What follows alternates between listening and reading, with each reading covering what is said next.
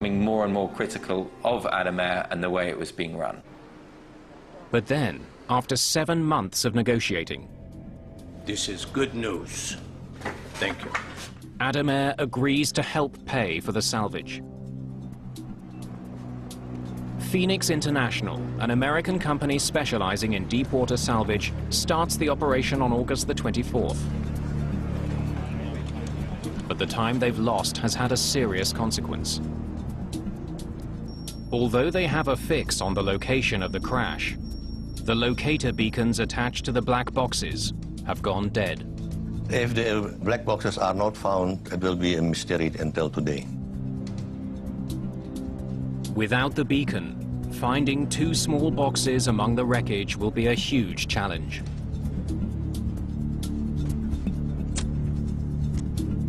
To make matters worse, Adam Air has only put up enough money for 1 week of searching. So it was like, go out there, if you don't find anything in 7 days, you're done. After locating debris with sonar, an unmanned remote-controlled submarine is sent down to look for the black boxes.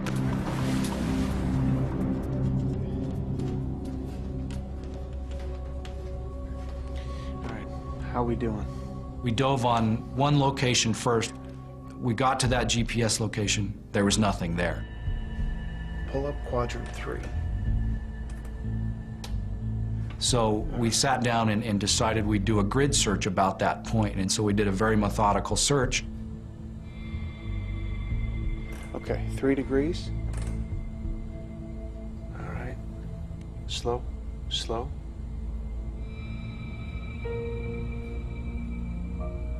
We're coming up on something. We started picking up small, lightweight pieces of airplane wreckage. Things like life vests, seat trays, light bits of metal. Oh my God, this is it. Investigators get their first look at the wreckage. This plane is ripped apart. The state of the wreckage illustrates just how violent this plane crash was. The little pieces of wreckage didn't tell us anything about the cause of the crash. They did tell us, however, that the airplane hit the water at a very high rate of speed. This was the most fragmented airplane that I have ever seen. Only 2 days into the operation, Cruikshank spots something. All right, stop. Rotate back 5 degrees. I noticed on the left side of the video screen something that appeared to be orange, and I instructed the ROV operator to take a closer look at it. That's it. That's it. Okay. Once we got over there, we realized that, yeah, this in fact was the FDR. The plane's flight data recorder has been found. All right, good work, Joe. Let's get this up. We were very excited that we had seen and recovered one of the boxes. Investigators soon find the cockpit voice recorder nearby. All right, stop. That's it. Their week is up. The salvage operation is over. Investigators now hope that they have all the clues they need to solve this accident. The black boxes is the only source for the evidence that we have, because we don't have the wreckage, we don't have the witnesses. But the boxes have been lying on the bottom of the sea for almost 8 months. They could be damaged beyond repair. They may not yield any information at all.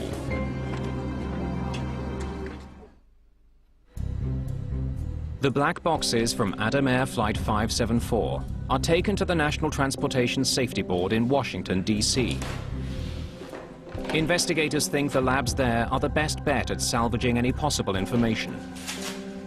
If an FDR is found in salt water, it needs to be washed in fresh water and then contained in water the entire time until it makes it to our lab. Salt and air together create a chemical reaction that results in rust. The rust can damage the electronic components in the recorders. Keeping them submerged in fresh water delays that reaction. The importance of having the data depends on the circumstances of the accident. If you're able to recover wreckage in other parts to investigate, then you don't necessarily need to rely on the data. For this particular accident, since the wreckage was going to stay at the bottom of the ocean, it was essential that we had data from the recorders.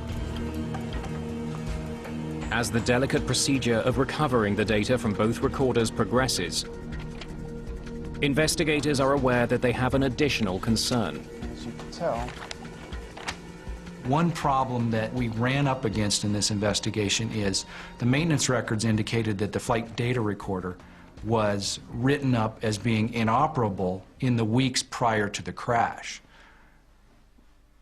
We were concerned with that in that if we found the FDR, it may not have recorded anything. Investigators keep their fingers crossed.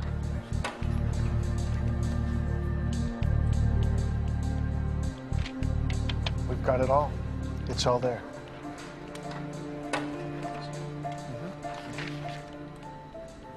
I was confident once we found out that we had 100% of the data that we would be able to solve this accident. The two black boxes provide investigators with the first solid clues about why Flight 574 fell from the sky. Good afternoon, departure. This is Adam 574. Now passing flight level 220, climbing to flight level 330. Roger, Adam 574, track direct to Diola. Confirmed. Tracking direct to Diola, Adam 574. The conversation in the cockpit tells investigators that the crew knew that the plane's navigation system was sending them off course. The IRS. 28 is the difference. They're drifting. And that they were preoccupied with fixing that problem. This is messed up.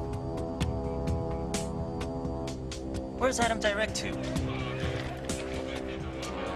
My God, he's flying north. Adam Air 574, maintain 350, direct to Diola. Confirmed. Flight level 350, direct to Diola, Adam 574.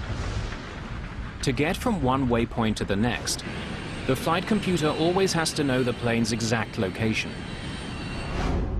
That information comes from a component called the IRS, or Inertial Reference System. It tracks every adjustment to the plane's course to calculate its exact position. It then feeds that information to the autopilot. The autopilot needs to know where the aircraft is and where it needs to go. Now, the autopilot takes those data from the IRS in terms of height, heading, and speed. But for the system to keep track of the plane's heading, it has to know where the plane started. The IRS has to be calibrated before takeoff. Usually, the crew will enter the coordinates of the gate as the starting point for the computer to track. Investigators wonder if the IRS guided the plane off course because the wrong initial coordinates were entered. We just got this. They check this by looking at information from the flight data recorder. The numbers are fine when they're on the ground. Yes. The data confirms the IRS was calibrated before Adam Air Flight 574 took off. This is where it begins. But for some reason, the IRS began to send the plane off course almost as soon as the flight got in the air. It just gets worse and worse. Now, there's something else I'd like to show you. Some maintenance logs. Cruikshanks and Wiener look at the maintenance history of the IRS system that was on board Flight 574. As you can tell, there's more than 100 write-ups here. Look at this. Same unit. The same problem. That's right. The history shows that there had been numerous complaints about the plane's navigation system over the past 3 months. Again and again. Investigators wonder why the airline didn't fix the problem. In the case of the IRS of this aircraft, that unit should have been taken out and sent to maintenance for calibration or repairs.